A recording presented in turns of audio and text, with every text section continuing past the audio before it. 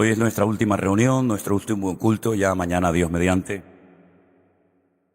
Nosotros estamos ya saliendo para Tenerife y damos gracias al Señor por este tiempo tan hermoso que el Señor nos ha permitido tener aquí con todos ustedes. Espero que se hayan gozado, que hayan aprendido algo de la palabra. Y los que vinieron a ver al hombre, ya está, ya no hay más, ya está, ¿vale? Nos saludamos, nos damos un abrazo, todo lo que quieran, pero nosotros no hemos venido para que ustedes nos vean a nosotros, ni siquiera hemos venido para verle a ustedes, hemos venido para juntos alabar al Señor y juntos aprender de la palabra. Y es una bendición, ¿no? Es un gozo cuando podemos estar juntos, los hermanos, como dice la Biblia, en armonía, ¿verdad? Y ustedes no tienen que prestar nunca atención a cosas negativas, a cosas que no edifican, ¿verdad? A veces me dicen, no, pero es que resulta que coincidiendo con tu visita en otras congregaciones se han hecho una serie de actividades. Miren, hermano, a nosotros eso ni nos va ni nos viene.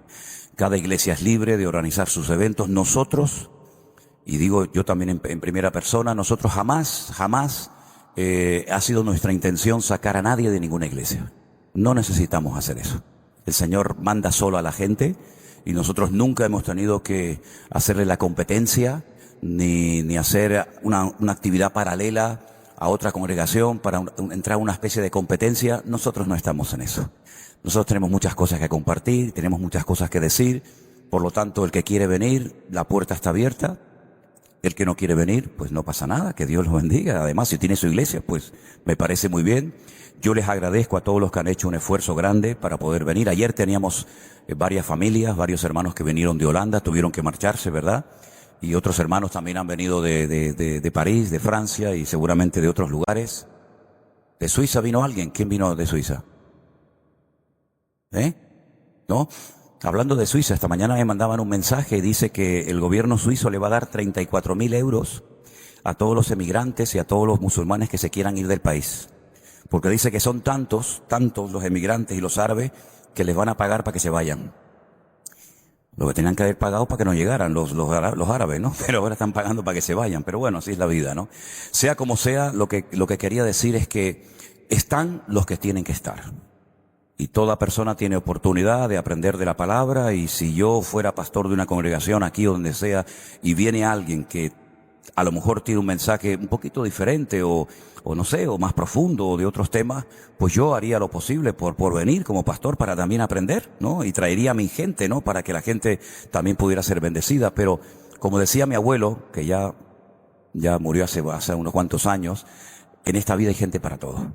Así que a nosotros no nos tiene que preocupar lo que hagan o lo que digan los demás. Usted ocúpese de su vida y de su relación con el Señor. Y los demás, que el Señor los bendiga. Amén, hermanos. Bueno, dicho esto, ayer para los que estuvieron y para los que no estuvieron, estuvimos analizando así por encima un capítulo que es muy interesante del libro de Apocalipsis. Era el capítulo 12, ¿verdad? Donde vimos a una mujer que estaba embarazada, que había un dragón terrible que era el diablo, era Satanás, que quería destruirla, que quería devorar al niño tan pronto como naciera. Ahora, si nosotros cogiéramos la Biblia y digamos que la partiéramos en 4 trozos, en 4 pedazos exactamente iguales, cada uno de ellos, pronto llegaríamos a la conclusión de que 3/4 partes forman un material profético. Es decir, la Biblia es el libro del mundo que más profecías contiene. Dicho sea de paso, como simplemente una pequeña aportación, en el Corán, este libro tan sagrado para centenares y miles de musulmanes, no hay ni una sola profecía, ni una. Sin embargo, la Biblia tiene 3/4 partes de material profético. No todas las profecías son para nosotros. Hay profecías que se dirigieron a personas en particular. Hay profecías que se dieron a países en particular. Hay profecías que ya se cumplieron. Hay otras profecías que se cumplió una parte, pero queda otra parte por cumplir. Y hay otras profecías que aún no se ha cumplido nada, sino que están intactas para estos tiempos finales en los cuales estamos viviendo. Ahora, en Mateo capítulo 24, que es los primeros versículos que vamos a estar leyendo en esta mañana, es interesante notar que el templo de Jerusalén, que hace 2000 años que lo destruyeron los romanos y no lo han vuelto a levantar, nadie, era el centro religioso de la vida judía. No es como hoy en día que uno va a su respectiva congregación, su respectiva iglesia, sino que había un lugar un solo lugar en el planeta Tierra que estaba en la ciudad de Jerusalén, en lo alto de un monte que se llamó en su época el monte Moriah. Moriah significa el monte donde Dios me enseña. Moriah es maestro, Yah es Dios, el lugar donde Dios es mi maestro. Y fue el lugar que Dios escogió para depositar, para poner su gloria, por lo menos durante un tiempo.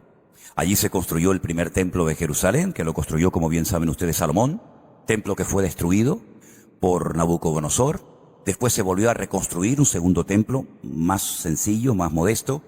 En los tiempos de Esdras y de Nehemías, volvió a ser destruido por segunda vez en la época de los romanos, en el siglo I. Y desde entonces ese templo no ha sido otra vez levantado, reconstruido. Es el sueño de los judíos, no de todos, pero de la mayoría de los judíos. Ellos quieren volver a tener su templo, porque no pueden construir un templo en Uganda, en Bélgica, en España, en América, sino que el templo del Señor tenía y tiene que estar en el mismo lugar donde siempre estuvo, en la ciudad santa de Jerusalén. Es un lugar tan importante que ahí se llevaron a cabo una serie de acontecimientos de trascendental importancia. Antes de que se construyera el templo, la Biblia dice que, por ejemplo, Abraham subió a lo alto de esa montaña y en una piedra que todavía está, una piedra que es gigantesca, como toda esta habitación enorme, que hace funciones de altar, fue donde Abraham subió con su hijo Isaac para sacrificarlo, ¿verdad? Después no fue necesario hacerlo. Los musulmanes dicen que no subió con Isaac, sino con Ismael. Sí, es todo al revés. Es todo lo que nosotros creemos, ellos lo creen todo al revés. Entonces, en ese lugar dice la Biblia que también David subió, aún no estaba el templo, porque había hecho un censo sin el permiso, sin la autorización del Señor, comenzó a morir un montón de gente, y él sube a lo alto de la montaña y allí había un señor llamado Arauna. La ciudad de Jerusalén en su totalidad no había todavía sido conquistada, se llamaba Jebús. Dicho sea de paso, la única ciudad del mundo que tiene 70 nombres diferentes, y todos están en la Biblia, es la ciudad de Jerusalén. 70 nombres diferentes. El más conocido es Jerusalén, pero hay otros muchos nombres. Hubo un momento que se llamó Jebús, la ciudad de los jebuseos. Y allí subió David y dice que compró una parte del terreno y presentó un sacrificio al Señor y cesó la mortandad. En ese templo se encontraba hace 2000 años el Señor Jesucristo. Y dice Mateo capítulo 24 que Jesús cuando sale del templo, ¿vale? Ya había entrado y había estado allí, pero cuando Él sale del templo, versículo 1,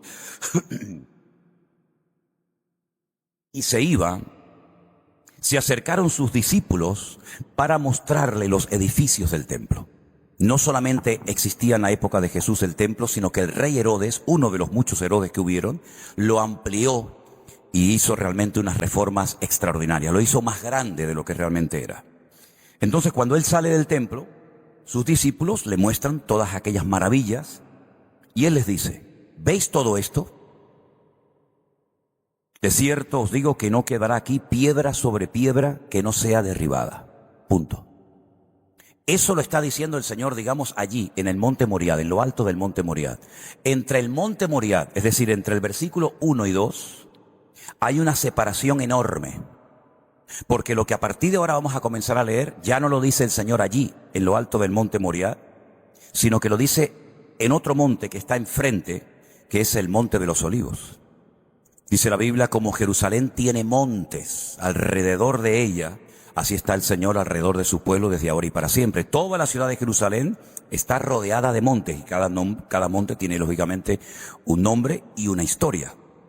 Cuando ellos salen del monte Moriah, bajan por un barranco, por un torrente que se conoce como el torrente del Cedrón, suben a lo alto del monte de los olivos y allí dentro del monte de los olivos, a la falda del monte de los olivos, hay un lugar de olivos que se llama el huerto de Getsemaní, que era el lugar donde se prensaba la aceituna para extraer el aceite.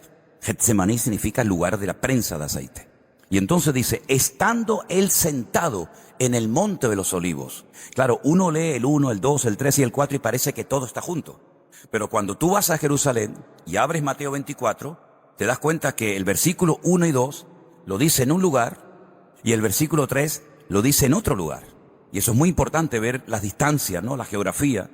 Y entonces él sentado en el monte de los olivos, después de haber oído aquella declaración de que el templo va a ser destruido, los discípulos se le acercaron aparte. Ahora, en este evangelio no lo dice, Tenemos 4 evangelios, sabemos, ¿verdad? Mateo, Marcos, Lucas y Juan. En uno de ellos dice que no fueron todos los discípulos los que se acercaron al Señor a hacerle esta pregunta. Solamente fueron 4. ¿Y cuántos discípulos tenía Jesús? Tenía 12.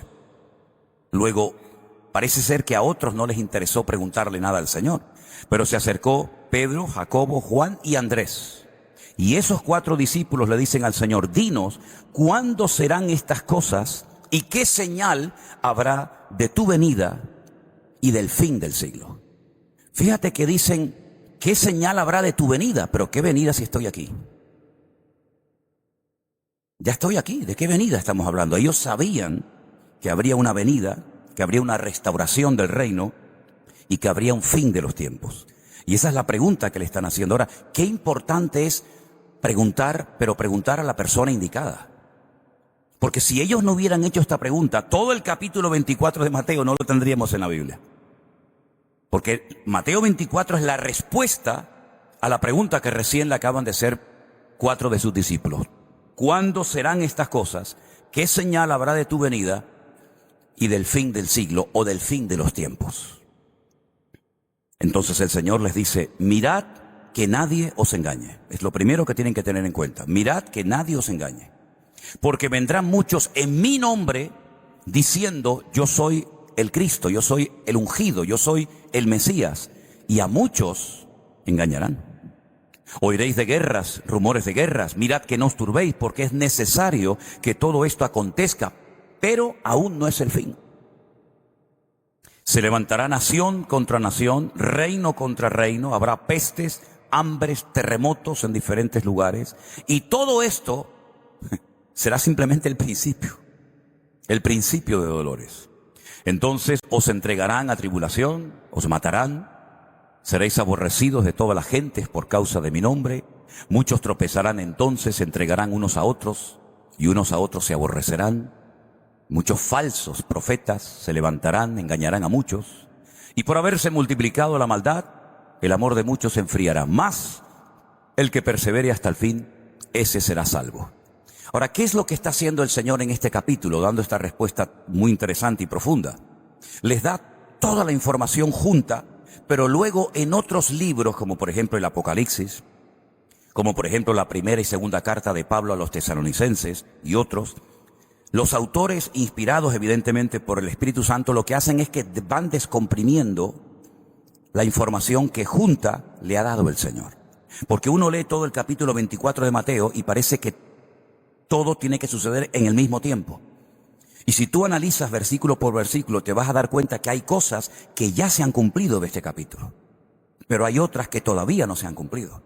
Pero si tú no tienes la información de Pablo, de Santiago, de Pedro, de Ezequiel, de Daniel, etcétera, te puedes llegar a confundir porque lo mezclas, lo juntas todo y después te haces, perdonen, un potaje en la cabeza, un lío, que no sabes si esto ya se cumplió, si esto no se cumplió, si esto yo lo voy a ver, si esto no lo voy a ver, y no sabes cómo actuar. Entonces el Señor les da una serie de información, de datos tremendamente interesantes, y uno de ellos es el siguiente: será predicado este evangelio del reino en todo el mundo, para testimonio a todas las naciones, y entonces vendrá el fin. Cuando el Señor está diciendo esa palabra, Él todavía está con sus discípulos. Todavía Él no ha muerto en la cruz. Él no ha resucitado. Él no ha ascendido. No ha descendido el Espíritu Santo como pasó en el día de Pentecostés, según Hechos capítulo 2. Pero Él ya está diciendo lo que va a pasar, a pesar de que todavía no ha ocurrido. Porque en la Biblia hay algo muy interesante y es un punto a tener en cuenta. La Biblia dice que si queremos saber lo que va a suceder, tenemos que saber lo que ha sucedido. Es decir, para conocer el futuro, hay que conocer el pasado. Porque como Dios no cambia, Él es inmutable. No es que aquí es de una manera, aquí es de otra, ahora dice sí, mañana dice no. Para conocer lo que Dios va a hacer, hay que saber cómo Dios ha actuado a lo largo de la historia. Y muchas veces el tiempo verbal del futuro, de las palabras, de las profecías de la Biblia, cuando hablan del futuro, el tiempo del verbo está en pasado. Y tú dices, bueno, estoy leyendo esto como algo que ya pasó. Pero es el estilo literario del material profético de la Biblia. Que cuando se habla de cosas escatológicas, de cosas del futuro, el autor te las cuenta como cosas que ya pasaron. Y les voy a poner un ejemplo y seguimos leyendo el capítulo. Cuando Juan está, por ejemplo, en la isla de Patmos, Y de repente él ve en una visión una multitud gigantesca. Dice, de todas las naciones, pueblos, tribus y lenguas, de tal manera que era incontable, nadie podía saber cuánta gente había en esa multitud, y que además todos iban con batas, con vestiduras blancas. Uno de los ancianos que le está, mostrando esta visión y le está tratando de explicar en qué consiste esta visión, le pregunta a Juan, estos con vestiduras blancas, de todas las naciones, de todos los pueblos, de todas las tribus, ¿estos quiénes son? ¿Y de dónde viene esta gente? Y Juan dice, yo no sé, Señor, quiénes son esta gente. Fíjate qué tremendo, ¿eh? Si yo no sé quiénes son, ni de dónde vienen, ni a dónde van, no sé nada. Y le dice el anciano a Juan, estos son los que han salido de la gran tribulación. Pero ¿cómo van a salir de la gran tribulación si aún no han empezado? Si esa gente no existía, no habían nacido. Pero sin embargo le está contando lo que va a ocurrir en el futuro como algo que ya sucedió. Estos son los que han salido, no los que saldrán, sino los que ya salieron de la tribulación. Porque en Dios no hay presente, ni pasado, ni futuro, sino que el nivel en el que Dios se mueve es completamente diferente a nosotros. Nosotros clasificamos y medimos el tiempo. Por eso en la Biblia, cuando se habla del tiempo, hay diferentes palabras. Tenemos cronos, tenemos kairos. Depende de si es un tiempo temporal, si es un tiempo que tiene un límite. Y como Dios no se mueve en el tiempo, porque es un Dios atemporal, Él no envejece, Él no caduca. Cuando habla con el hombre, cuando se mete en nuestra dimensión finita y limitada por el espacio y por el tiempo, ¿verdad? Él emplea a veces unos términos que en nuestra mente no entran. Es como cuando ayer leíamos Zacarías capítulo 14, que dice que cuando Él venga no será de día, pero tampoco será de noche. Entonces, ¿qué cosa es? Si no es de día ni de noche, es un día muy raro. Dice, solamente ese día lo conoce el Señor. Porque Él se mueve a otro nivel. Fíjense que Él llegó a decir a sus discípulos, si yo les he hablado cosas terrenales a ustedes y no me entienden, si yo les hablara en términos espirituales, los volvería locos. Es decir, ustedes están aquí y yo estoy allá arriba, ¿no? Ahora, fíjense qué interesante. El Señor Jesucristo está diciendo en este pasaje que llegaría un momento en la historia de la humanidad que el Evangelio sería predicado en todas las naciones de la tierra. Él siempre quiso alcanzar a todos los pueblos, a todas las naciones. Pero los judíos se encerraron en sí mismos y creían que ellos eran los únicos elegidos y los únicos que tenían el privilegio y el honor de tener la palabra, de conocer a Dios, etcétera, etcétera. Hubieron momentos en la historia en los que el Señor les demostró que Dios es un Dios universal, que nadie puede tener el control y el monopolio absoluto de su persona, de su mensaje. Como por ejemplo cuando manda a Jonás, ¿a dónde lo manda? Al extranjero. Lo manda a la gente más salvaje de la época. Lo manda a un lugar donde eran terrible lo que esa gente hacía. Lo manda a Nínive, capital de Babilonia. La palabra Babilonia viene de la palabra Babel, que significa confusión.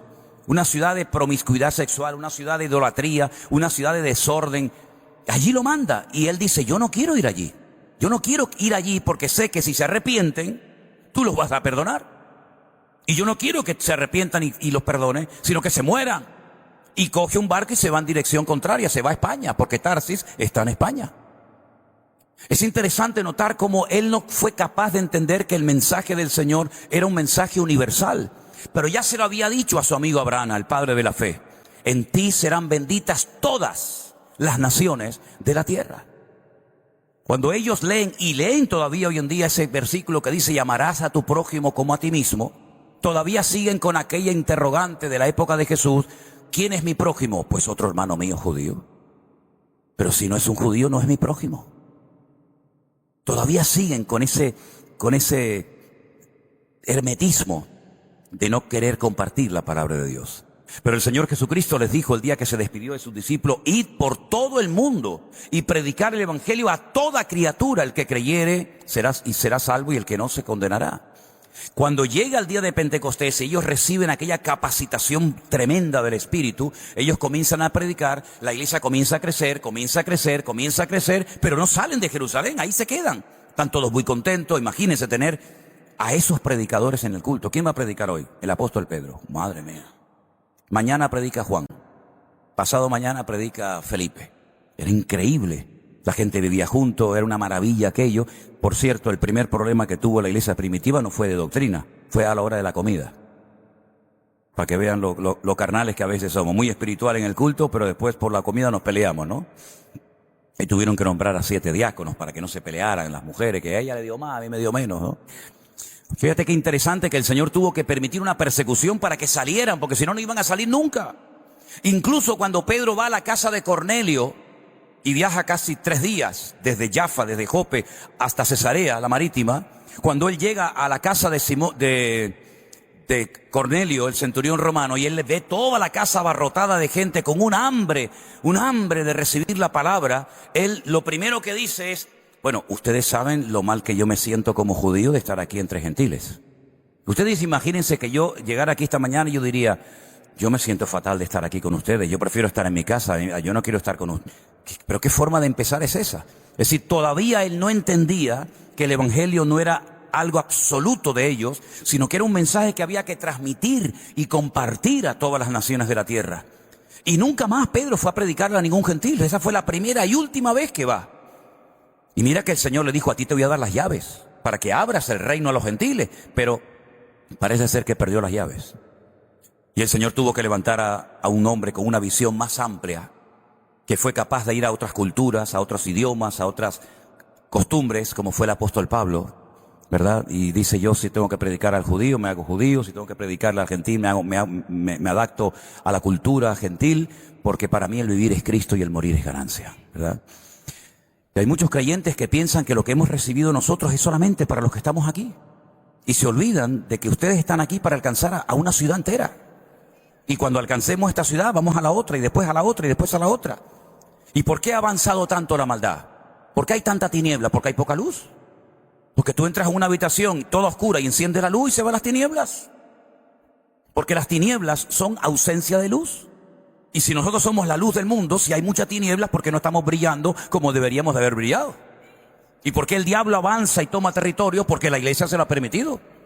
Ni más ni menos, porque nos hemos encerrado en nosotros mismos, y mientras nosotros estamos aquí contentos y cantando y alegres, los hijos del diablo están haciendo su trabajo.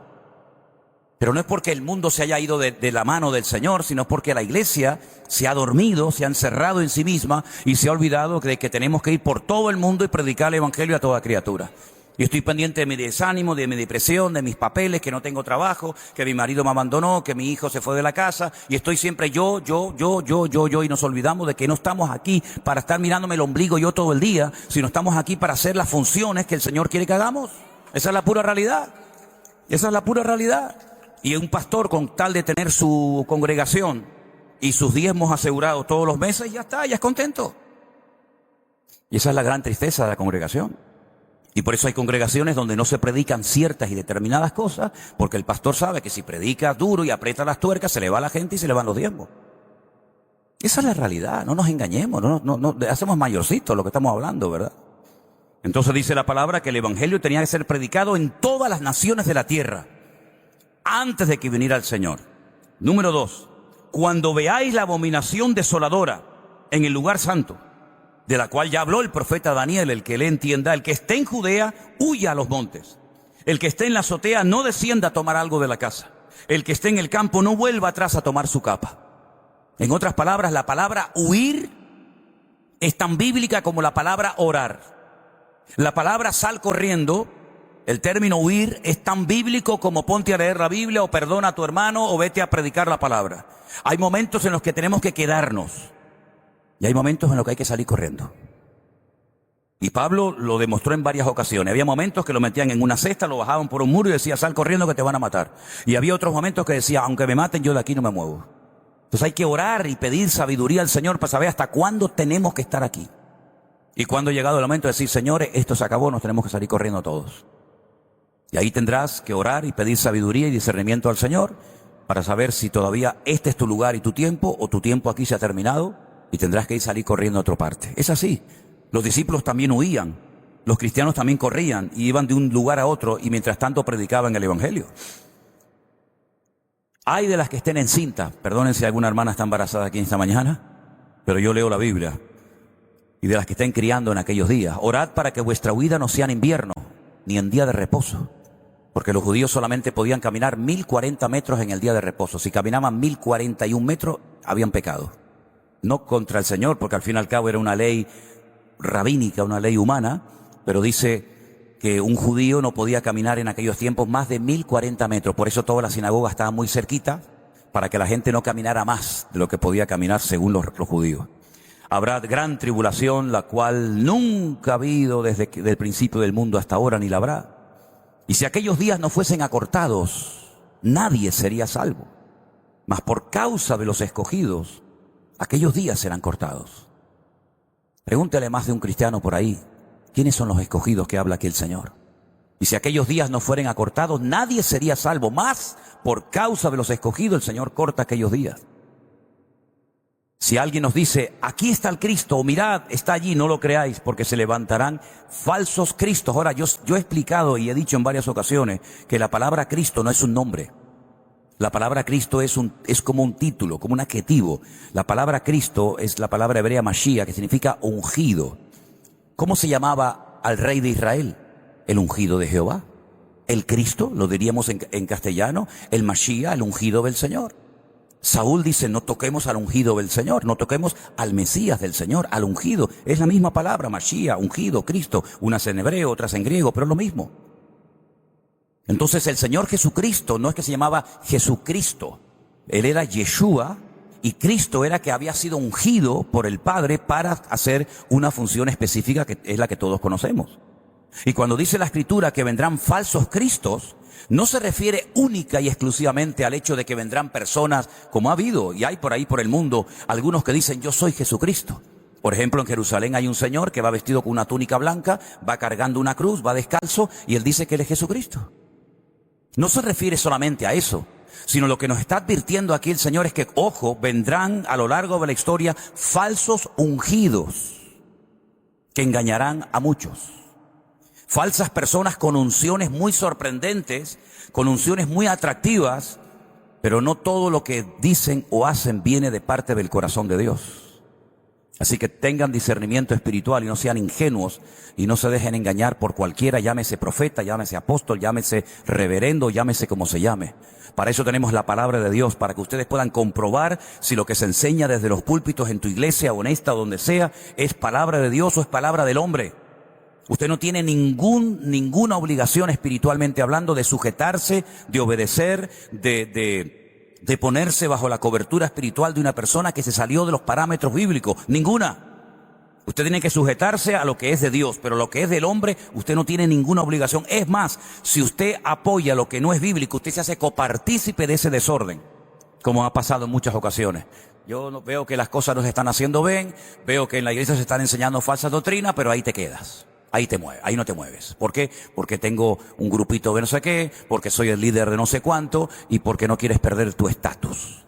Si usted se queda en un lugar de desorden, tú eres peor que el que está produciendo el desorden, porque lo sabes, pero te quedas. Se levantarán falsos cristos, falsos profetas. ¿Cuántas falsas profecías se han dado por ahí? ¿Cuántas? Y la gente dice, no, es que a mí me dijeron que tenía que venderlo todo e irme a África de misionero. Usted no ha leído la Biblia entera ni una vez en su vida. Y ya lo quiere vender todo y marcharse a África de misionero. Tendrá que prepararse, tendrá que estudiar. Pero es que un profeta me lo dijo. Y por ahí se puso de moda también que hay personas que van a la iglesia y tienes que pactar tenemos que hacer un pacto. Claro, el pacto siempre es lo mismo. Los dolaritis, ¿no? O los euros, siempre lo mismo, ¿no? Ese es el pacto, ¿no? Entonces yo te doy cobertura espiritual, yo voy a cubrir. A mí no me tiene que dar usted cobertura espiritual, caballero. Yo la cobertura espiritual la tengo hace ya muchos años. Y mi cobertura espiritual y mi cabeza y mi autoridad y mi pastor es el Señor.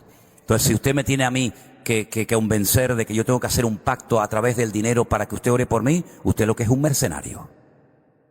Porque usted tiene que orar por mí con dinero o sin dinero. Y si no ora por mí, no se preocupe, caballero. Todos los días tengo a alguien que ora por la mañana, por la tarde, por la noche por mí, que es mi Señor Jesucristo a la diestra de Dios Padre. Así que ya es tiempo de madurar. Ya es tiempo de despertar y no dejarnos engatusar y manipular y engañar por palabras muy bonitas, por lisonjas que vienen, pero que en el fondo tú analizas y dices, ¿pero qué me están enseñando en este lugar? ¿Qué me están diciendo a mí? Parece que todo gira en torno al dinero. Miren, yo he visitado, yo diría ya a estas alturas, miles de iglesias. Y muchas congregaciones que visité en el pasado, cuando entraba a la iglesia, mira que hay versículos en la Biblia, hay miles de versículos, y siempre ponían generalmente el mismo en algunas iglesias en la entrada: traed los diezmos al alfolí. No, pero mira que hay versículos en la Biblia y siempre están con el dichoso diezmo y con el dichoso dinero. Claro que tenemos que ser generosos, por supuesto. No tenemos que ser avaros. Si antes nos gastábamos el dinero en bebidas, en drogas, en bailes, en verbenas y en historia, claro que tengo que ser generoso, pero la salvación, la bendición de Dios, el favor de Dios, el respaldo del Señor, no se compra con dinero. El justo por la fe vivirá, no por el dinero, por la fe vivirá. ¿De qué sirve que demos y que aparentemos haber dado una gran ofrenda, un gran diezmo, si luego vives una vida en desorden? ¿Puede el diezmo sustituir la santidad en la vida de un creyente? Entonces no me vengan con cuentos. No, has dado una buena ofrenda, sí, pero pon tu vida en orden, mijo. Tienes un testimonio pésimo, llevas 40 años viviendo con una persona y aún no te has casado, siempre hay excusa. No, es que no se puede, es que el papel, es que la embajada, es que el presidente, es que no sé qué, y después me traes el diezmo. Yo no quiero tu diezmo y tu ofrenda. A mí no me vienes a comprar. Pon tu vida en orden, el Señor te va a bendecir, y después hablamos de ofrenda y hablamos de dinero y hablamos de lo que tú quieras. Pero primeramente empiezas poniendo tu vida privada en orden para después tratar de decirle a los demás lo que tienen que hacer o lo que no tienen que hacer. Pero sin embargo vemos en los últimos tiempos que la gente va a algunas congregaciones para oír lo que en el fondo quieren oír. Y esas son las personas que se han hecho populares y famosas y queridas y etcétera, etcétera. Como el relámpago sale del oriente y se muestra hasta el occidente, así será también la venida del Hijo del Hombre. Porque donde quiera que estuviera el cuerpo muerto, allí se juntarán las águilas. Y podríamos seguir hablando y hablando de este capítulo extraordinario, pero la pregunta es: ¿en qué momento de la historia nosotros nos encontramos? Porque a los discípulos se les dijo: si están aquí, huyan y no entren a Jerusalén. A otros se les dijo: si están en el desierto, no entren en la ciudad. Y cuando veáis la destrucción del templo, cuando veáis que se profana el lugar santísimo, pues ya ha empezado la cuenta regresiva. Pero eso ya forma parte del pasado. ¿Dónde estamos nosotros en este momento? Ok, vamos a dar algunos datos que yo creo que vienen bien conocerlos en esta mañana. Número 1. El templo de Jerusalén, según la palabra de Dios, va a volver a ser reconstruido. De eso no les quepa la menor duda. En el mismo lugar donde siempre estuvo. En el monte Moriah, en la ciudad de Jerusalén. Para eso se tenían que haber preparado los sacerdotes, que ya están preparados. Para eso se tenían que tomar medidas, digamos, en cuanto al tema de los instrumentos musicales, en cuanto a las vestiduras de los sacerdotes, en cuanto al mobiliario como el candelabro, el altar del incienso, el altar de sacrificio, la mesa de los panes. Todo eso está totalmente preparado. Si algún día ustedes tienen la oportunidad de ir a Jerusalén, yo siempre llevo a la gente a un lugar que para mí es muy importante, que se llama el Museo del Templo. El Museo del Templo es una organización judía que lleva muchos años preparándose para que cuando llegue el momento, pues todo lo que necesitan para reconstruir el templo lo tengan ya listo, lo tengan ya preparado, y todo eso ya está preparado, todo eso está dispuesto y todo eso está listo. Fíjense hasta qué punto es tan importante en la mentalidad y en la cultura de ese pueblo la reconstrucción del templo, que cuando una persona se casa, sea creyente o no, es una tradición que tienen. Cuando termina la ceremonia o cuando ya se dicen, bueno, ya son marido y mujer y todo eso, dentro de un trapo, dentro de un paño, de una servilleta, meten una copa y la ponen en el suelo y tienes que aplastarla y romperla. Eso es para que recuerdes que los romanos nos rompieron, nos destruyeron el templo de Jerusalén. Cuando usted edifica, cuando usted hace una casa, generalmente pues queremos que estén todas las paredes bien pintaditas, bien arregladas. El judío siempre deja una parte de la pared sin arreglar, como decir, uy, ¿qué pasó aquí? Se acabó el cemento, se acabó la pintura. No, eso es para recordar que el templo de Jerusalén lo rompieron los romanos. Y tantas cosas que podríamos decir, que siempre están ellos recordando. Los rabinos van vestidos de negro. ¿Por qué? Porque están de luto por la reconstrucción del templo. Van a orar por la mañana, por la tarde y por la noche. Hacen una serie de súplicas, de plegarias, de oraciones. ¿Para qué? Para otra vez volver a tener el templo. El templo va a ser reconstruido y probablemente nosotros vamos a ver el inicio, por lo menos, no sé si hasta la inauguración, pero por lo menos el inicio de la reconstrucción del templo. Claro que la vamos a ver, si estamos con vida, por supuesto, ¿verdad? A los 3 años y medio de inaugurarse ese templo, a los 3 años y medio justamente, la Biblia dice que hay un personaje siniestro que recibe muchos nombres en la Biblia. El más conocido, el anticristo. Ese es el más conocido. Pero curiosamente el único que emplea el término anticristo es Juan. Nadie más lo llama así. Por ejemplo, Pablo lo llama el inicuo, el hombre de pecado o el hijo de perdición. Daniel lo llama el cuerno pequeño, porque dice que es un cuerno que sale entre otros 10, que se levanta, que hace guerra, que destruye al norte, al sur, al este, al oeste, habla blasfemias, va a pelear contra los santos y les vence durante un tiempo, y él lo llama el cuerno pequeño. Daniel es el personaje del Antiguo Testamento que más información nos da sobre este personaje político que se ha de levantar en los últimos tiempos. Por ejemplo, dice que del Dios de sus padres no hará caso. ¿Sí? Se va a separar de la religión, de la fe de sus padres. Y dice que adorará al Dios de las fortalezas. Ese texto en el libro de Daniel, curiosamente, no está en hebreo, está en arameo. Y dice que adorará a Alá Maozín, al Dios de la guerra. Y menciona la palabra Alá. Y está allí en la Biblia, en el texto en arameo. Además dice que del amor de las mujeres no hará caso. Eso tiene varias interpretaciones, ¿no? Y hoy en día, pues, eso vende. Que del amor de las mujeres no hará caso, pero del amor de alguien hará caso, digo yo, ¿no? También dice eso la palabra de Dios.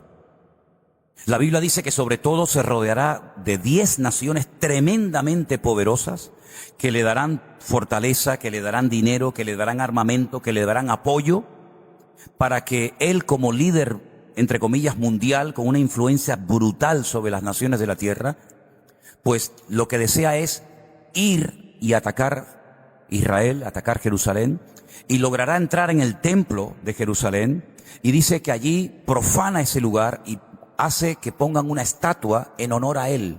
Como hoy en día en Corea del Norte hay estatuas a las cuales todas las mañanas la población de Corea del Norte tiene que inclinarse antes de poder ir a trabajar o a estudiar, exactamente igual ya lo había hecho Nabucodonosor en el Antiguo Testamento, que dijo: el que no se postre ante mi imagen lo mando al fuego. Exactamente igual. Por eso dije antes, ¿qué es lo que será? Lo mismo que fue. Es como se repite otra vez la historia, es como un círculo, ¿no? Volvemos otra vez a lo mismo. Entonces él busca adoración, pero él sabe perfectamente que muchas naciones de la tierra son religiosas, tienen sus religiones, tienen sus creencias, tienen sus tradiciones. Entonces, como él no es tonto, sino todo lo contrario, él está con una unción demoníaca terrible, él se apoya temporalmente, aunque después también se levanta contra él y lo destruye, de un personaje que la Biblia lo llama el falso profeta. Si ustedes quieren conocer más sobre estos dos personajes, hay un capítulo entero en la Biblia que es el 13. El capítulo 13 del Apocalipsis habla tanto de uno como de otro. Ese líder religioso o falso profeta dice que tiene su sede de gobierno, esa estructura religiosa, la sede de gobierno la tiene en Roma.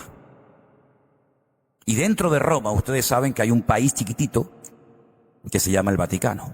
¿Y quién vive allí? Don Francisco. Allí está Francisco, de momento.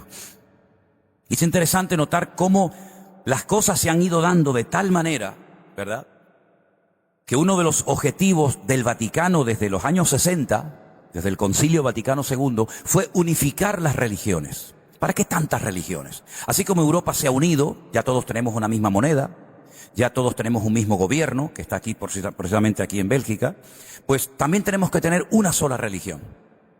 Y entonces se quiere hacer como una especie de sincretismo. Y ya se ha estado comentando hace algunos años que algunas asociaciones, algunas imprentas famosas, quieren hacer unas Biblias donde ya no aparezca el nombre Dios, Jehová o Yahvé, sino el nombre Alá. En el principio creó Alá los cielos y la tierra, para que de esa manera también con nuestros hermanos musulmanes podamos llevarnos bien. Fíjense las cosas que se están fraguando, ¿verdad?, debajo de la mesa, tratando de llevar al mundo a la ruina total y absoluta. Cuando este personaje aparezca en escena, ¿verdad?, y la forma como él aparece la tienen descrita perfectamente en Apocalipsis capítulo 6, donde de una forma metafórica dice que él viene montado en un caballo blanco. No es que venga montado en un caballo literalmente, sino que dice la Biblia que viene montado en un caballo blanco y lleva un arco, pero si os dais cuenta, no lleva una flecha, y un arco sin flecha no vale absolutamente para nada. Es decir, Él cuando entra en la escena mundial, viene ofreciendo algo que todo el mundo está deseando que suceda, y es paz y seguridad.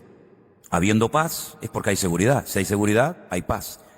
Y eso es lo que el mundo llegará a un momento en el que va a clamar que alguien venga a traer ese orden, esa estabilidad, esa paz, esa seguridad. Y les da igual, como dije el otro día, si es homosexual, si es hombre, si es mujer, si es satánico, si es católico, si es evangélico, si es rabino, si es musulmán. La gente estará tan desesperada que la palabra de Dios nos enseña que ese es el eslogan de su campaña: paz y seguridad. Ustedes saben que de hecho hoy ustedes tienen votación, ¿no?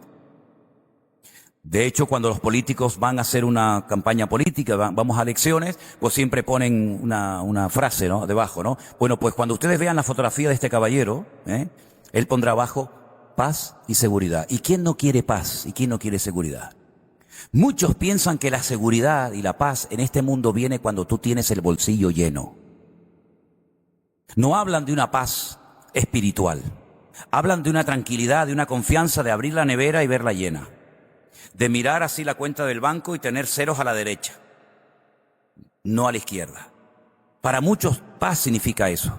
Entonces, él lo que va a hacer es crear un nuevo sistema económico en el mundo. De tal manera que el dinero y las tarjetas de crédito van a desaparecer completamente. Porque ustedes saben que cuando vamos a un lugar, hay gente que dice: ay, no traje dinero. Nunca lo trae, pero bueno. No traje dinero, bueno, venga, va, yo pago ya, yo pago. Después te mando un Bizum. Eso va a desaparecer completamente. Lo que va a utilizar este personaje siniestro es un sistema que, humanamente hablando, es extraordinario. Humanamente hablando, es una maravilla. Es marcar a la gente, poner una especie de microchip en su mano derecha. Y si no tiene mano, pues te lo pongo en la frente. Y si no tiene frente, es que está muerto. Porque si no tiene cabeza, ya me dirá, ¿no? Pero fíjate qué interesante. Todos los días, 3 veces al día, los judíos se ponen una cosa que se llama en español las filacterías, los tefilín, que son unas tiras de cuero. Yo las tengo en mi casa y las tenía que haber traído para enseñarles a ustedes cómo son y cómo se ponen. Es una cajita que dentro tiene 4 divisiones, ¿verdad? Y hay unos rollitos de versículos de la Biblia. Entonces te lo pones aquí en la frente y te lo atas y las correas van por atrás. Y luego hay otra cajita que te pones aquí en el brazo izquierdo, muy cerca del corazón. Te lo amarras 7 veces y entonces ya tienes la palabra del Señor cerca de tu corazón y la tienes aquí en la frente. Y qué curioso que el diablo, que siempre imita las cosas del Señor, le pone a la gente una marca en la frente y en el brazo o en la mano. Es increíble, ¿no? Tremendo, ¿no? Entonces, cuando tú vayas a sacar dinero de tu cuenta bancaria, no tienes que llevar tu tarjeta de crédito, todos tus datos bancarios, todos tus datos clínicos, toda ta información, ya no tienes que tener pasaporte, ni DNI, ni tarjeta de la Seguridad Social, todos tus datos están ahí metidos. Y dice la Biblia que nadie podrá comprar ni vender si no es marcado por este personaje. ¿Cuántos millones de personas se van a dejar marcar? Porque ustedes saben que hay gente muy espiritual, pero no le tocas el bolsillo. En cuanto le tocas el bolsillo, se le fue la espiritualidad. ¿Cómo yo haber trabajado todo el mes para no poder poner ni un litro de gasolina en mi vehículo? ¿Para no poder hacer una compra para mi familia y mis hijos? ¿Qué me tengo que poner? Esto, póngalo ahora mismo. Probablemente nosotros ya no estemos en el mundo en esa época, en ese momento. Pero esto es lo que le viene al mundo. Ahora, cuando Juan escribe esto, seguramente los que leyeron en su época el libro del Apocalipsis habrán dicho: Juan se volvió loco, ¿eh? Juan de verdad que se le fue la cabeza, debe ser que está ya muy viejito y ya empieza a decir tonterías. Pues ¿cómo que nos van a poner una marca aquí y allá y no sé qué? Para él aquello era ciencia ficción. Pero es que también le pasó a Daniel en su época. La Biblia dice que Daniel escribía cosas, dice: Señor, yo no entiendo nada. Y le dice: tú escríbelas, séllalas, porque esto no es para tu tiempo, sino para el tiempo del fin. Hoy en día, gracias al Señor, tenemos tanta información, yo creo que demasiada información. Sabemos perfectamente que todo lo que el diablo, todo lo que Satanás, todo lo que el anticristo necesita para llevar a cabo sus objetivos, ya existe hoy en día. Cuando leíamos ayer Zacarías 14, que dice que la gente estando de pie se deshacen, así se desmigajan, que la lengua se les pudre en la boca, los ojos se les consumen. Uno dice, esas armas no existían en la época de Zacarías, pero hoy en día sí. Hoy en día en un ataque bacteriológico, en un ataque químico, en un ataque nuclear, eso se puede dar en cualquier momento. Eso ya se puede dar. Cuando vemos, por ejemplo, que a los animales se les pone un microchip aquí en el cuello y cuando se pierden, pip, pip, una maquinita dice, este señor se llama fulano, este perro se llama fulano, el dueño se llama no sé qué, vive en tal sitio. Ya todo eso existe. Empezaron con los animales y después pasan con los seres humanos. Y marcarlos, controlarlos, ¿verdad? Así que mis queridos hermanos, el mundo se está poniendo de una manera tan interesante que ya lo que hemos leído en la Biblia durante años ya se puede llevar a cabo en cualquier momento. Ahora fíjense qué interesante. Si nosotros vamos, por ejemplo, a la segunda carta de Pablo a los tesalonicenses, ya en aquellos años, en aquellos tiempos, ya el apóstol Pablo, inspirado por el Espíritu Santo, evidentemente, ya nos hablaba de estas cosas. Segunda de Tesalonicenses capítulo 2. Avíseme cuando se tengan que marchar, porque como hoy es el último día, a lo mejor me pasa como Pablo, que predicó toda la noche. ¿Se acuerdan? Menos mal que no hay nadie subido a la ventana ni encaramado por ahí, porque si te caes y te matas, yo no te aseguro que te resucite, ¿eh? Yo no soy Pablo. En el capítulo 2 de Segunda de Tesalonicenses dice manifestación del hombre de pecado. Con respecto a la venida del Señor Jesucristo, de nuestro Señor Jesucristo, y nuestra reunión con Él, aquí hay dos cosas, la venida del Señor y nuestra reunión con Él. Os rogamos, hermanos, que no os dejéis mover fácilmente de vuestro modo de pensar, ni os conturbéis ni por espíritu, ni por palabra, ni por carta, como si fuera nuestra, en el sentido de que el día del Señor está cerca. Otra vez vuelve a decir lo mismo que Jesús dijo en Mateo 24. Mirad que nadie os engañe en ninguna manera. Lo mismo que dijo Jesús, ahora lo dice Pablo. Que nadie os engañe. Porque no vendrá sin que antes venga la apostasía y se manifieste el hombre de pecado, el hijo de perdición. ¿De qué está hablando Pablo en el versículo 1? De la venida de Cristo. Con respecto a la venida del Señor, así empieza Pablo. Y ahí aparece la palabra parousia, que fue la que les dije ayer. Con respecto a la segunda venida del Mesías, no os conturbéis, no se preocupen, no estén nerviosos, porque no vendrá, el Señor no vendrá hasta que, número uno, se manifieste el hombre de pecado, venga la apostasía y el hijo de perdición se manifieste. La apostasía es la pérdida de valores absolutos. Todo es relativo. Si a ti te gusta esto, lo haces, no pasa nada.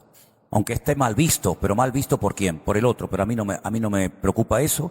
Es decir, ya no hay un respeto, ya no hay una moral. Decía ya Nietzsche, el famoso filósofo judío Nietzsche, que por cierto era judío, hijo de un rabino judío, dijo, no hay nada más inmoral que la moral.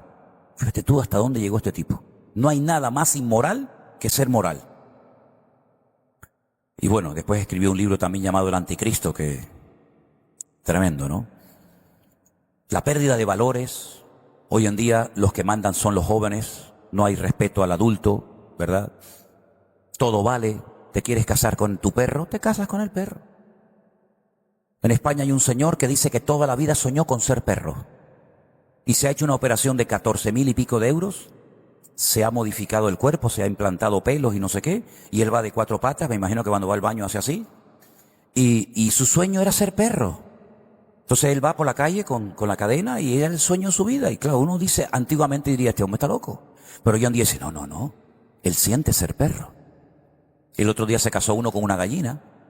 Y hace poco se casó uno con una máquina de esta, una de esta virtual. Y el otro día otro se casó con él. Se divorciará de él también, ¿no? Se casó con él mismo. Y yo digo, esto es una cosa de loco, ¿no? Pero así es, así es. Eso es la apostasía, la pérdida de valores absolutos. Todo se puede hacer, hay un libertinaje tremendo. Pero aparte de que eso lo íbamos a ver antes de la venida del Señor, dice que se tiene que manifestar. Todavía no ha sucedido eso. El hombre de pecado, el hijo de perdición. Ahora, la pregunta es, ¿cómo podemos saber nosotros los creyentes? El mundo no se va a dar cuenta porque no está en esto. Pero nosotros que estamos en otro nivel, en otro estilo de vida, ¿cómo podemos reconocer Si ese político que tanto está saliendo en televisión, o que tanto habla y que viene aquí a Bélgica y que se va a la ONU, a Estados Unidos, y va por aquí y va por allá, y que es un hombre querido y respetado, ¿cómo podemos saber si es él o no es él? Porque esto no es una lotería, Tim Marín de Openhueco, Cucaramaca, Titrifue. Esto no es una lotería, será, no será. Me acuerdo que cuando Gorbachov, ¿se acuerdan de Gorbachov, el ruso? Apareció y tenía una mancha aquí en la calva, decían, uy, el anticristo. Y el pueblo lo tenía una en la cabeza. No tiene nada que ver el anticristo. Juan dice, en esto que les voy a dar hay sabiduría. Por eso dice la Biblia que si alguna cosa tenemos que pedir, es sabiduría. Pero sabiduría no de la tierra, terrenal, animal y diabólica, sino la que desciende de lo alto. Porque dice que el número de la bestia o de su nombre suma 666. No es que el número 666 sea diabólico, sea malo, ¿no? Porque si usted está contando 664, 665, 666, no está diciendo nada malo. Es simplemente una cifra. Lo que pasa que en el idioma griego que se escribió el Apocalipsis, o en el hebreo, idioma que el Señor escogió para escribir el Antiguo Testamento, esos idiomas son idiomas alfanuméricos. Es decir, que cada letra tiene un valor numérico. Ustedes saben que hay matemáticas que se hacen con letras. A más B igual a... Eso es. Entonces, si ustedes, por ejemplo, cogieran nuestro alfabeto, se lo saben, ¿no? A, B, C, D, ¿sí o no? La A, ¿qué número sería? ¿La B? ¿La Z? Ah, ahí los pillé, ¿eh? Es decir, cada letra tiene un valor numérico. Si usted se llama Juan, y la J vale tanto, la U vale tanto, la A vale tanto y la N vale tanto, yo sé que Juan, el valor numérico es 325. No sé, ahora mismo no estoy en eso. Es decir, que si usted coge cada nombre, bueno, de hecho le digo que hay un rabino en Israel matemático que cuando él lee la Biblia no la lee por lo que lee, por lo que escribe, por lo que está escrito, sino que la lee por el valor numérico. Por ejemplo, Bereshit bara Elohim Hashemayim vet haaretz, ¿no? Esa palabra, él dice 345, 64, 82, 33, 44, total 625. Era un hombre tan espectacular que cuando estaba en una conferencia, ya murió, ¿no? Pero era tan espectacular este hombre que era capaz de escribir con las dos manos dos respuestas diferentes. Por ejemplo, usted me hacía una pregunta y yo en un papel escribía la respuesta, usted me hacía otra pregunta, yo escribía, y él escribía con las dos manos la respuesta para ti, y te la daba. Es un genio, una cosa increíble. Porque la Biblia se puede ver también por números. Por ejemplo, ¿ustedes no se han dado cuenta en el Salmo 119? Abran la Biblia un poquito por el Salmo 119, por favor, si es tan amable. Los primeros 7, 8 versículos creo que son. El 119. El 119, del 1 al 8, después del 9 al 16, son bloques de 8. 8, 8, 8. ¿Qué pone encima del versículo 1? Aleph. Encima del versículo 9, Bet. Encima del versículo 17, y así hay 22 letras. Aleph, Bet, Gimel, Daleth, Hei, Vav, Zain, Het, Tet, Yod, Tet, Kaf, ¿verdad? Cada 8 versículos aparece arriba un nombre. Significa que esos 8 versículos en hebreo empiezan por la misma letra. Todos los versículos del 1 al 8 empiezan por la letra Aleph. A partir del 9, los siguientes empiezan todos por la misma letra. En español es imposible. Porque si decimos bienaventurado el varón, ya empieza por la B. Ya no empieza por la A. Eso es para aprenderse no solamente el alfabeto, sino para aprenderse dónde está el versículo. Porque si yo te digo un versículo que aparece por la letra Yod, yo sé que tiene que estar en el bloque número 10. Entonces multiplicas 22 letras por los versículos que contiene cada uno, que creo que son 8, pues ya sabes cuántos versículos tiene el capítulo 8. Bueno, esto es otro tema, ¿no? Pero lo que quiero decir con esto es que cada nombre tiene un valor numérico. Entonces Juan lo que dice es, cuando este hombre aparezca y tengan la duda, la sospecha de que puede o no ser el anticristo, saquen el valor numérico de su nombre. Y si el valor numérico de su nombre te sale 666, ese es. Entonces tienen que aprenderse las 22 letras del alfabeto hebreo, hermanos. Porque esto no se hace en español. Esto se hace en hebreo. Vamos a vivir tiempos tremendamente interesantes. Y ¿saben lo que oí hace años? No es una frase mía, pero me gustó mucho y yo la adopté como si fuera mía. Lo malo de todo esto, lo bueno de todo esto es lo malo que se va a poner todo. De tal manera que vamos a ver cosas que ni Pablo vio, ni Pedro, ni Daniel, ni Ezequiel, ni siquiera el mismísimo apóstol Juan. Vamos a ver muchas cosas en los últimos tiempos que nos van a dejar sorprendidos, pero simplemente lo que está ocurriendo es que se está cumpliendo el plan profético de Dios. Ahora ya sé que a muchos les han enseñado que el creyente no va a ver nada de esto, que nosotros nos vamos a ir, que todo esto es para los judíos, que Dios no nos ha puesto para allá. Ya sé todo eso, ya lo sé. Porque yo me crié en esa teología. Pero yo siempre he dicho que la teología de mi iglesia tiene que coincidir con la Biblia. Y si mi teología personal, mis ideas particulares, no coinciden con la palabra de Dios, tendré que renunciar a ellas. Y tendré que adaptarme a la Biblia y no pretender que la Biblia se adapte a mi creencia y a mi opinión personal.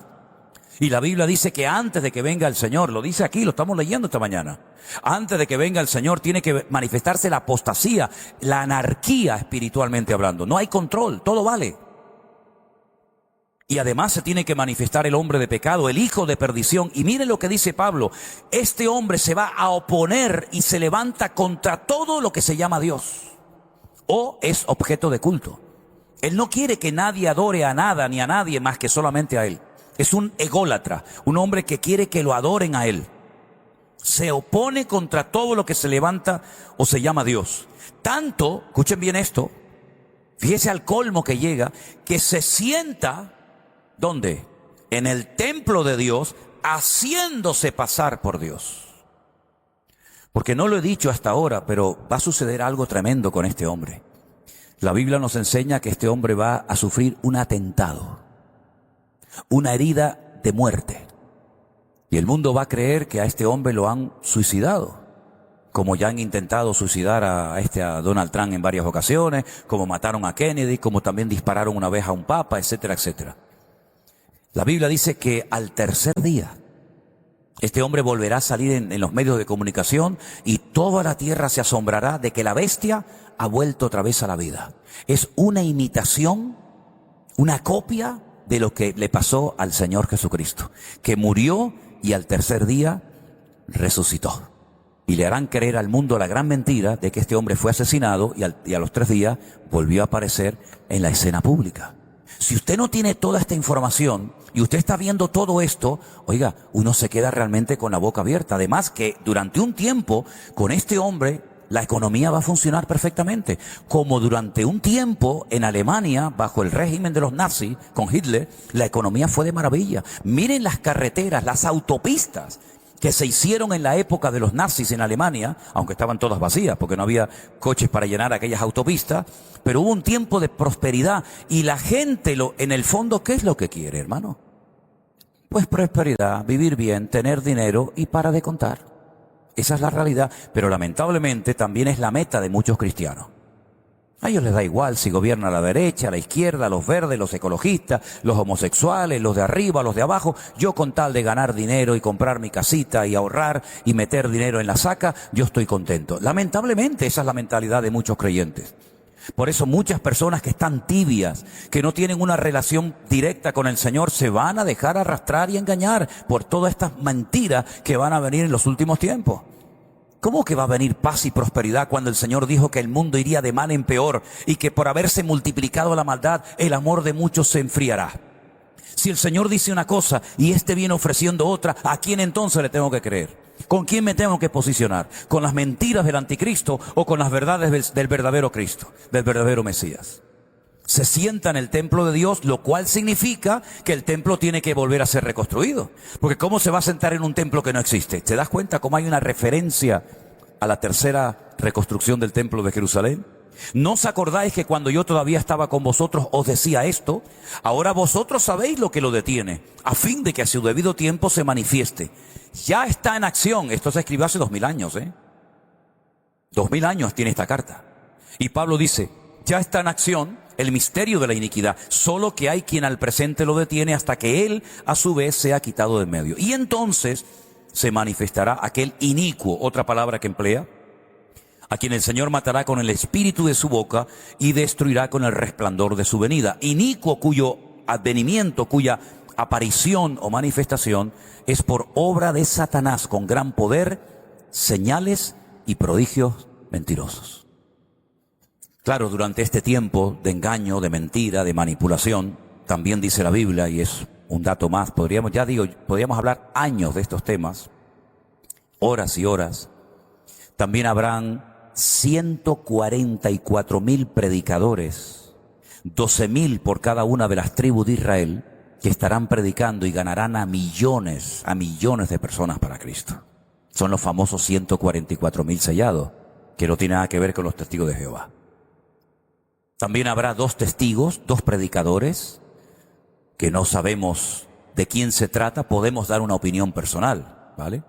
Pero no podemos afirmar categóricamente fulano y mengano, que dice la Biblia que durante los primeros 3 años y medio de este periodo, porque el anticristo no gobierna 40 años, solamente está 7 años en el mundo.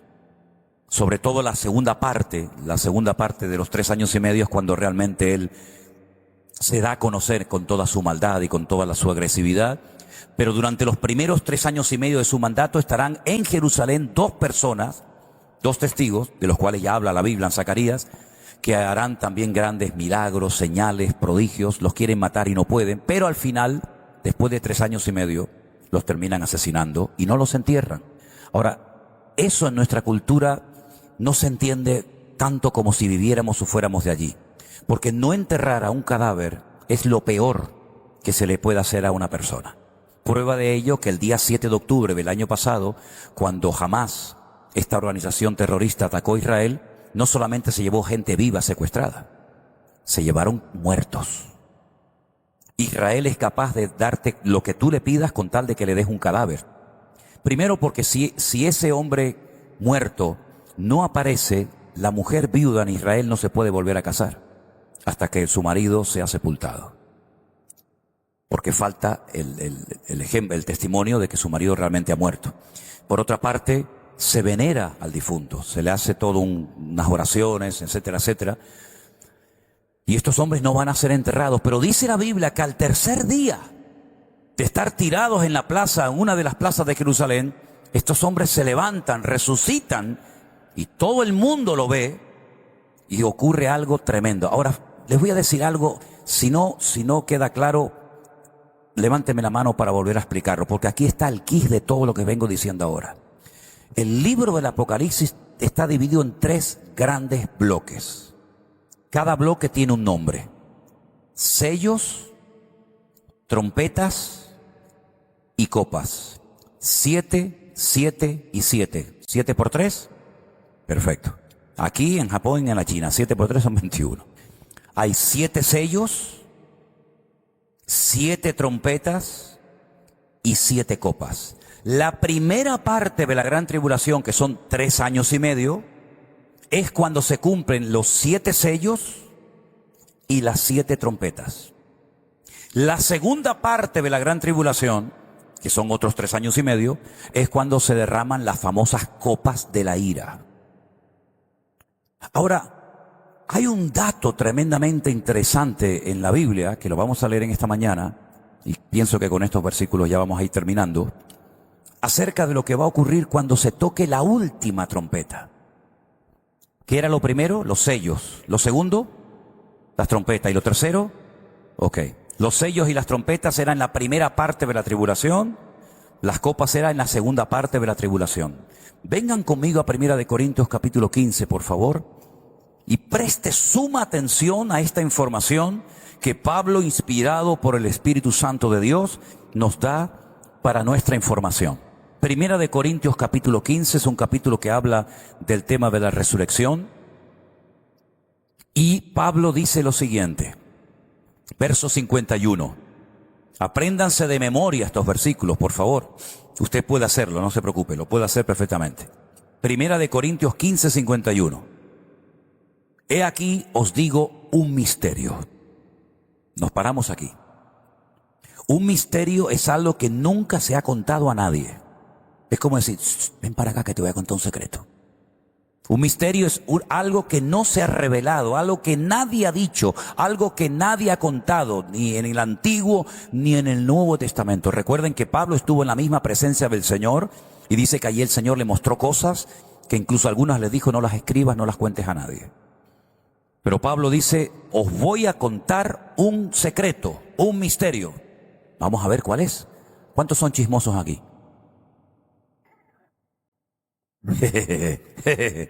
No quieren el secreto. Bueno, pues venga, nos vamos.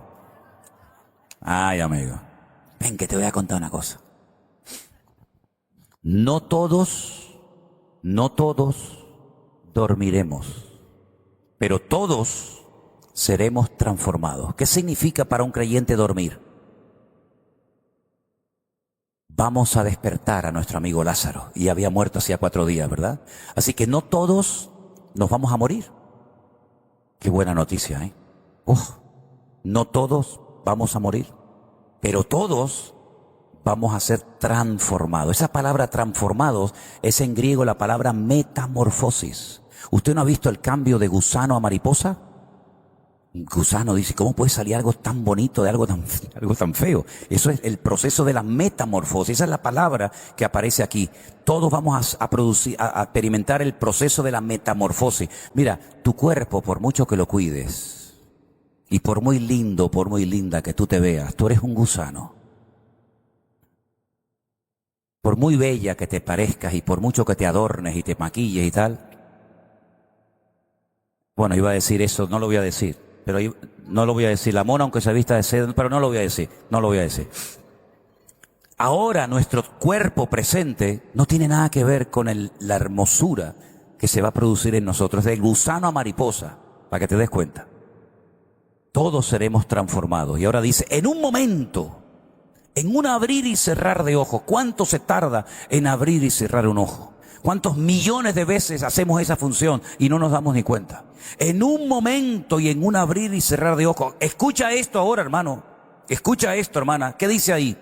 A la final trompeta, se tocará la trompeta, los muertos serán resucitados incorruptibles y nosotros seremos transformados. ¿Cuándo se produce esto, hermanos? Ok, vamos otra vez al principio.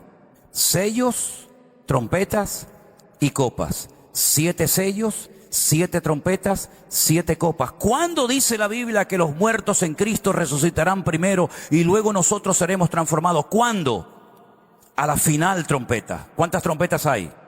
Bueno, pues ya está. Más fácil agua. Ahí está diciendo Pablo un secreto. ¿Cuándo se produce esa transformación, esa resurrección de los muertos? Después de que empiecen los 7 sellos. Claro, ahora tú te preguntarás: ¿y cómo sé si estoy en el primero, en el segundo o en el cuarto? Bueno, pues lee la Biblia. ¿Qué pasa cuando se toca la primera trompeta? De una forma metafórica, ¿no? Pues pasa esto en la tierra. Estamos en la primera. ¿Qué pasa cuando se toca la segunda? Pues pasa esto en las aguas, en el mar, en la economía, en la familia. ¿Qué es lo que pasa cuando suena la 7ª trompeta? Aquellos 2 testigos que los habían matado en Jerusalén se despiertan y resucitan, porque dice la Biblia que la primera resurrección se produce a la final trompeta, y luego nosotros, los que vivimos, los que hayamos quedado, nos reuniremos juntamente con el Señor para recibirlo en el aire y estar siempre con Él.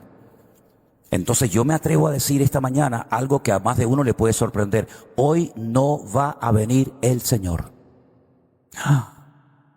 Pastor, hoy no puede venir, ¿no? ¿Cuándo se va a producir esto? ¿A la final trompeta? Ay, pero es que a mí nunca me habían enseñado eso. Ya, pero es que ese no es mi problema.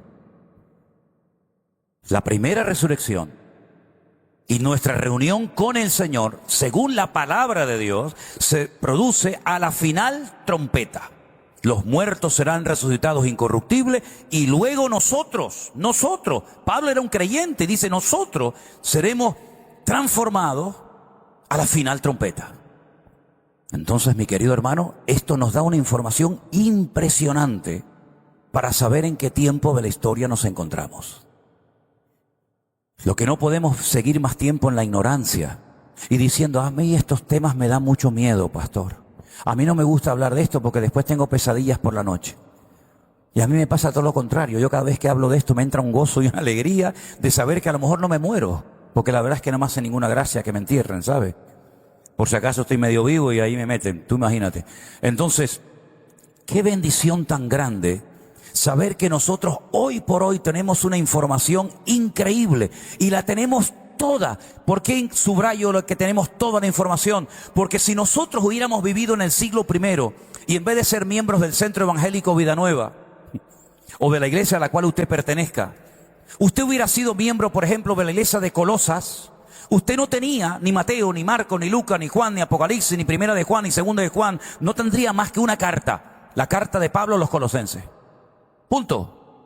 Y si yo hubiera sido miembro de la iglesia en Tesalónica, solamente tendría 2 cartas, Primera y Segunda de Tesalonicenses. No tendría ninguna otra. Pero es que nosotros, 2000 años después, tenemos todo lo que el Señor reveló.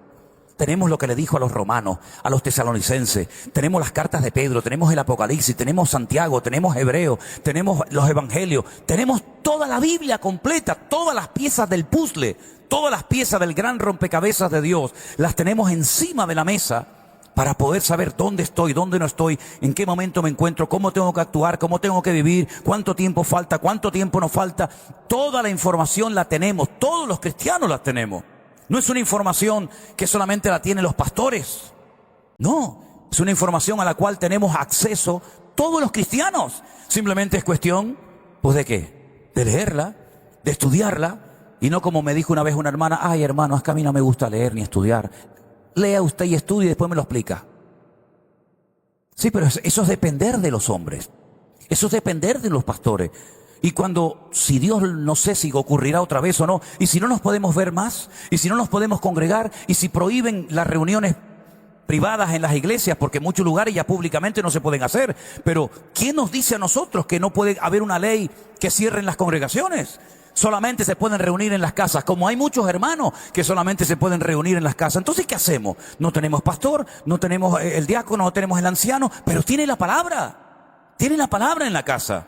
Tiene al Espíritu Santo viviendo en su corazón. Tiene al pastor de los pastores, como tú decías. El Señor es mi pastor. Gloria a Dios que tengo el mejor pastor del mundo. Porque el pastor de carne me puede fallar, me puede abandonar, me puede traicionar, puede hacer locuras. Pero el verdadero pastor que yo necesito nunca me va a abandonar. Siempre estará conmigo. Y yo puedo abrir la Biblia y decir, Señor, dame luz y enséñame, Padre. Yo soy torpe, no tengo muchos estudios, no tengo mucho conocimiento, pero tu Espíritu que mora en mí, que me enseñe y que me revele las verdades profundas de tu palabra. Y por eso cuando uno lee estas palabras, yo digo, Dios mío, ¿por qué no hay creyentes que leen más la Biblia y se dedican más al estudio exhaustivo de la palabra? Cuando la palabra es lo que decíamos antes, lámpara a mis pies, tu palabra, y lumbrera a mi camino. Entonces, mis queridos hermanos, el orden es importante saberlo. Hay gente que dice, no, yo sé que viene un anticristo, que hay una marca de la bestia, que hay una gran tribulación. Sí, pero ¿cómo ponemos todo eso en orden? Ya se lo acabo de decir, los sellos, las trompetas, las copas, qué pasa aquí, qué pasa allá. Incluso, un dato más, y ya voy acabando, porque yo cuando me dan cuerda no paro.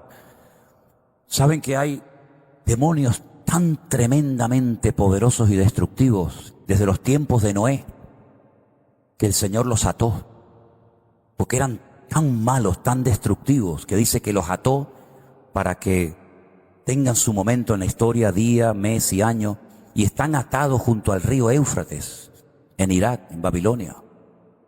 Pero dice la Biblia que en los últimos tiempos el Señor como que los suelta, les permite, y cuando usted lee eso en Apocalipsis, lo que esos demonios hacen es terrible. Y por eso cuando vemos esas barbaridades en televisión, son personas, pero inspirados por demonios, que son capaces de hacer cosas que uno dice, Dios mío, ¿dónde están las tripas? ¿Dónde están los sentimientos? ¿Dónde está la misericordia de una persona que es capaz de hacerle eso a un niño, a una persona anciana? Porque son demonios que en los últimos tiempos quieren hacer lo que no han podido hacer durante milenios. Pero lo importante de todo esto es saber que el Señor está con nosotros. Así como el Señor protegió a Noé, que pasó por el diluvio, El Señor permitió que Noé pasara por el diluvio, pero no se ahogó. No se llenó de agua el arca, porque Él se había preparado. No dejes que entren cosas a tu corazón, que ahoguen y apaguen tu fe, de tal manera que ante esto te asustes, Porque la Biblia dice que el Señor siempre protegerá a sus escogidos. Siempre estaré con vosotros todos los días hasta el fin del mundo. Y como decía el rey David, aunque un ejército acampe contra mí, no temerá mi corazón, porque tú eres mi luz y mi salvación, en ti he confiado. Así que, hermanos, cuando usted oiga por ahí a alguien que dice, no, es que el libro de Apocalipsis es muy difícil, a mí me da miedo, no le crea.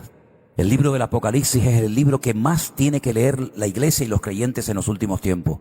Y hay de aquellos creyentes que lamentablemente, como me han dicho muchos, a mí nunca me han enseñado nada del Apocalipsis. Yo no sabía estas cosas.